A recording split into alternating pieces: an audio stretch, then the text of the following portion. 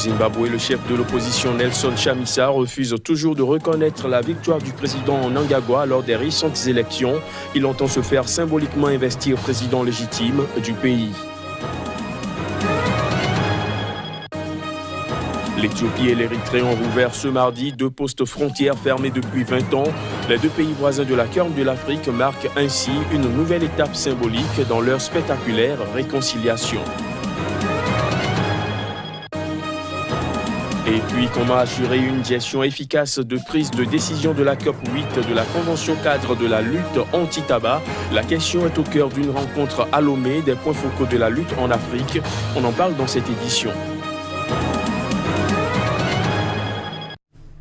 Voilà pour les titres. Bonsoir à tous. Au Zimbabwe, le chef de l'opposition Nelson Chamisa refuse toujours de reconnaître la victoire du chef de l'État Emmerson Mnangagwa lors des récentes élections. Il entend se faire symboliquement investir président légitime du pays. Ce sera lors d'une cérémonie prévue pour le samedi prochain dans la capitale Harare. Voici les détails. Chamisa sera reconnu comme le président légitime du Zimbabwe par son parti et par ses militants. Le mouvement pour un changement démocratique va investir son gouvernement à l'occasion de son 19e anniversaire prévu samedi prochain à Harare lors d'une cérémonie durant laquelle des résolutions seront votées pour reconnaître publiquement la victoire de l'opposant. Même s'il a dit accepter la décision de la plus haute instance judiciaire du pays qui a accordé la victoire à Emmerson Mnangagwa lors de la dernière présidentielle, Nelson Chamisa continue de se considérer comme le seul vainqueur des élections générales. L'opposition zimbabwéenne considère que c'est un autre président qui a été investi à la tête du pays par des moyens illégaux. Au pouvoir depuis la chute de Robert Mugabe en novembre dernier, Emmerson Mnangagwa a été déclaré élu au premier tour de la présidentielle du 30 juillet avec 50,8% des suffrages. Son principal rival, le chef du mouvement pour un changement démocratique, Nelson Chamisa, a été crédité de 43,3%. Dénonçant fraudes et irrégularités, l'opposant a contesté les résultats devant la Cour constitutionnelle qui a rejeté son recours faute de preuves et a définitivement validé la victoire du chef de l'État sortant. L'Éthiopie et l'Érythrée ont rouvert ce mardi 2 postes frontières fermés depuis 20 ans. Les 2 pays voisins de la Corne de l'Afrique marquent ainsi une nouvelle étape symbolique de la spectaculaire réconciliation qu'ils ont entamée au lendemain de l'arrivée à la tête du gouvernement éthiopien du Premier ministre Abiy Ahmed. Le Premier ministre éthiopien et le président érythréen ont visité ensemble la zone que leur pays se disputait pour y marquer la réouverture d'une route reliant les 2 territoires. Il faut dire que cette nouvelle réouverture de frontières offre à l'Éthiopie un accès à la mer Rouge via les ports érythréens, chose qui faciliterait grandement les importations et exportations éthiopiennes. Pour leur 2e sortie en moins d'1 an, les femmes vivant dans la région anglophone du Cameroun se sont retrouvées dans un stade de la ville de Bamenda pour crier leur exaspération face à la crise qui dure depuis maintenant 2 ans dans leur localité. À travers cette manifestation, elles exigent l'arrêt des abus et un retour définitif à la paix. Reportage Narcisse Hall. Assises à même le sol, avec un arbre de paix à main, pleurant, chantant, priant chapelet en main pour certaines et vêtues de noir. Venues du sud et du nord-ouest du Cameroun, elles dénoncent les abus dont elles sont victimes avec leurs filles depuis 2 ans. Au cours de cette manifestation pacifique organisée ici à Bamenda, les femmes souhaitent que les protagonistes de la crise aillent au dialogue, afin qu'elles puissent reprendre leurs activités et se prendre en charge. Tout ce qu'on vous demande, tout ce qu'on est en train de demander à nos frères, à nos pères, à nos sœurs qui est derrière, à nos ministres, à tout le monde qui peut, qu'on veut seulement la paix. Les femmes sont fatiguées, on veut la paix. Cette 2e sortie des femmes intervient alors que les tensions, les vandalismes, les kidnappings, de nombreux rapts et assassinats sont toujours signalés dans le nord-ouest et le sud-ouest du Cameroun. Pourtant, dans près d'1 mois, le Cameroun se rendra aux urnes pour élire son nouveau président. Un calendrier qui éveille davantage les interrogations sur la mesure de sécurité et la conduite à tenir dans ces zones en crise. Au Nigeria, une explosion et un incendie dû à un gaz ont tué plusieurs personnes hier lundi.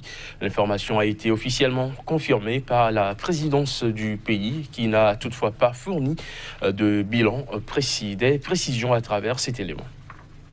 Plusieurs personnes ont été tuées lors d'une explosion et un incendie au Nigeria. L'incident dans lequel des dizaines de personnes ont été brûlées s'est produit dans une station de remplissage de bouteilles de gaz à Lafia, près de la capitale Abuja, dans le centre du pays. Peu de temps après le drame, le président nigérien Muhammadu Buhari a exprimé sa forte inquiétude quant au bilan élevé. Mais le gouvernement du pays n'a toutefois pas donné de chiffres précis quant au nombre de victimes. Les pompiers ont combattu les flammes pendant des heures. Un habitant de Lafia a raconté à Channels TV que les résidents du quartier s'étaient mobilisés en vain contre l'installation de ce commerce dangereux dans une zone résidentielle. Au Nigeria et plus généralement dans la région ouest africaine, où les ménages cuisinent souvent avec des bouteilles de gaz, les accidents sont fréquents en raison de règles de sécurité trop laxistes ou d'imprudence. La dépouille de l'ancien secrétaire général des Nations Unies, Kofi Annan, décédé le 18 août dernier en Suisse, est arrivée à Accra, la capitale du Ghana, son pays d'origine. Il recevra les derniers hommages de ses compatriotes avant le déroulement de ses obsèques prévues jeudi prochain. Les images. De l'ancien secrétaire général des Nations Unies, Kofi Annan, décédé le 18 août dernier, est arrivé ce lundi au Ghana, son pays natal. À son arrivée, le drapeau de l'ONU, placé sur le cercueil venu de Genève et porté par 6 soldats ghanéens, a été remplacé par celui du Ghana, rouge, jaune et vert. Le président du Ghana, Nana Akufo-Addo, était présent lors de la cérémonie d'arrivée de la dépouille. Était également présent à la cérémonie des dirigeants traditionnels, des membres éminents du clergé, de hauts dirigeants militaires ainsi que des hommes politiques.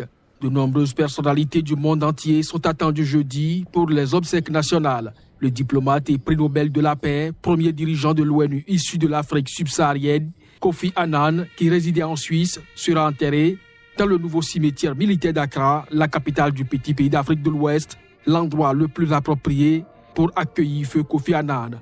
C'est du moins ce qu'avait déclaré fin août le président Nana Akufo-Addo à l'issue d'une rencontre avec la famille du défunt. À l'annonce de la mort de Kofi Annan, le Ghana avait déjà décrété une semaine de deuil national, mettant tous les drapeaux du pays en berne. Le diplomate ghanéen s'était définitivement installé en Suisse en 2006, au terme de son second mandat de secrétaire général des Nations Unies. Comment assurer une gestion efficace de prise de décision à la COP8 de la Convention cadre de la lutte anti-tabac? La question est au cœur d'une rencontre des points focaux de la lutte anti-tabac en Afrique. Une rencontre qui se tient à Lomé, la capitale togolaise. Reportage Claire-Stéphane Sacramento. Le Togo abrite pour 2 jours une rencontre de réflexion sur la transparence maximale des délégations des partis, des observateurs et ses organes subsidiaires à la conférence des parties de la Convention cadre de l'OMS. Le continent africain se situe en ligne de mire vu sa vulnérabilité. Pourquoi l'Afrique est tellement importante pour nous? Il y a plusieurs raisons. Premièrement, c'est à peu près la seule région au monde où, dans bien des pays, on peut encore espérer prévenir l'épidémie du tabagisme. Dans 2 sens.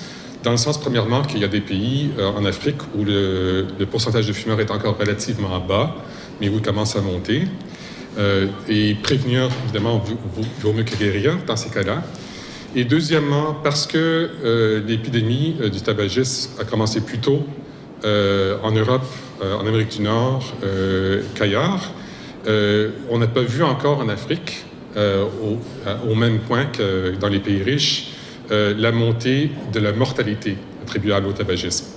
Ce sont là quelques raisons qui motivent les acteurs de la lutte à intensifier les réflexions ainsi qu'à harmoniser leurs positions avant la tenue de la COP8. La conférence des parties est l'organe directeur de cette convention et elle est composée de toutes les parties à la convention.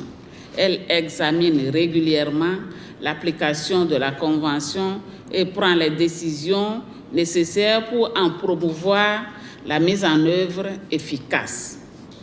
Cette année, la 8e session de la conférence des parties COP8 à la Convention cadre de l'OMS pour la lutte anti-tabac s'ouvrira dans moins de 3 semaines. Question de santé publique, le tabagisme mérite d'être combattu de façon efficace. Hors du continent africain et plus précisément au Brésil, l'avocat de Luiz Inácio Lula da Silva a affirmé le soutien de la Commission des droits de l'homme des Nations Unies à une candidature de l'ex-président brésilien à l'élection présidentielle d'octobre prochain. Cette annonce intervient alors que son parti n'a plus qu'une journée pour présenter un nouveau candidat après l'invalidation de celle de Lula par la justice. Reportage. L'ONU réitère son soutien à l'ancien président brésilien Lula. L'organisation a exhorté les autorités du pays à assurer sa candidature dans le cadre de la présidentielle à venir.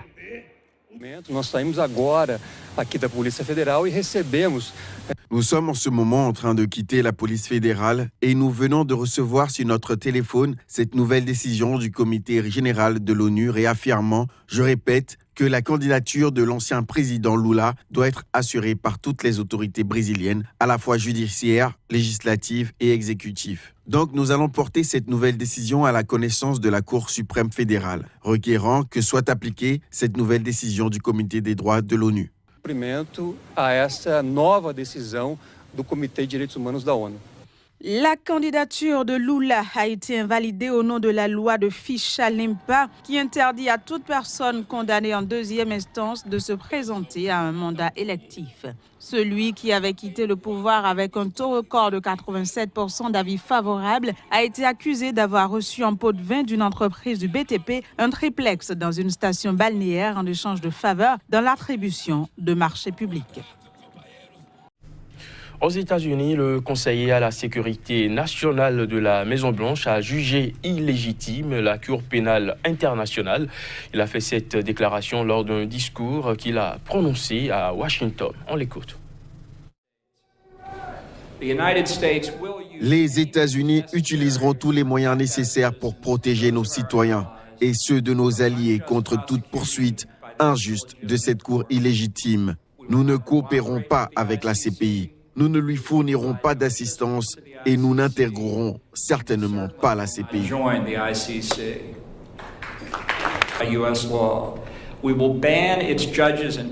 Nous allons interdire à ces juges et procureurs d'entrer aux États-Unis. Nous sanctionnerons leurs fonds présents dans le système financier américain et nous les poursuivrons dans notre système de justice pénale. On fera de même pour toute entreprise ou État qui aide toute enquête de la Cour pénale internationale sur des Américains.